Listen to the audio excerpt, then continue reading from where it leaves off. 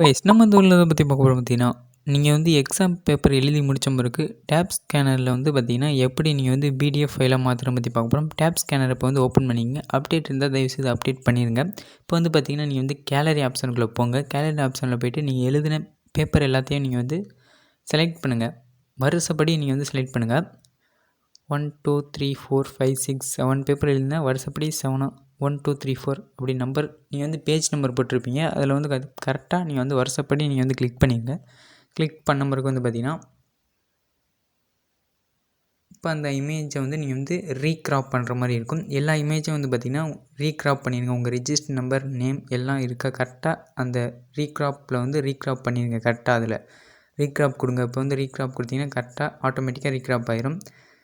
ரீக்ராப் கொடுங்க.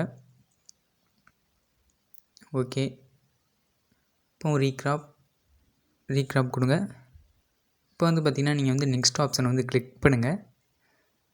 Graph image வந்து graph ஆயிரும். நெக்ஸ்ட் ஆப்ஷனை கிளிக் பண்ண மாதிரி இப்போ வந்து பார்த்திங்கன்னா எல்லாத்துக்கும் ஒரிஜினல் உங்கள் பேப்பர் வந்து ஒரிஜினலில் இருக்கான்னு நீங்கள் வந்து செக் பண்ணிக்கங்க.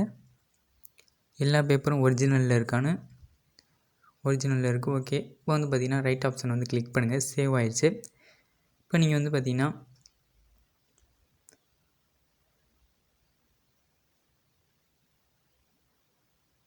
இப்போ வந்து நீங்கள் வந்து ரீநேம் பண்ணணும் டேப் ஸ்கேனரை. இதில் வந்து பார்த்திங்கன்னா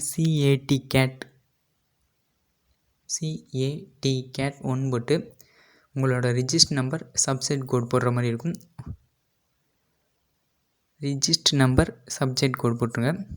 போட்டு இப்போ வந்து பார்த்திங்கன்னா ஓகே கொடுங்க.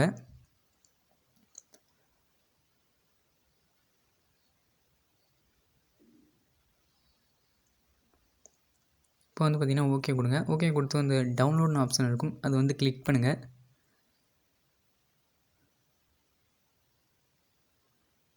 இப்போ வந்து பார்த்திங்கன்னா சேவ் கொடுங்க. பிடிஎஃப் வந்து சேவ் பண்ணிடுங்க.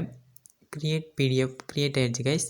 இப்போ வந்து பார்த்திங்கன்னா நீங்கள் வந்து கூகுள் கிளாஸ் ரூமில் வந்து அப்லோட் பண்ணிக்கலாம். அவ்வளோதான் கைஸ். சப்ஸ்கிரைப் பண்ணி பெல் ஐகானை ப்ரெஸ் பண்ணுங்கள். Thanks for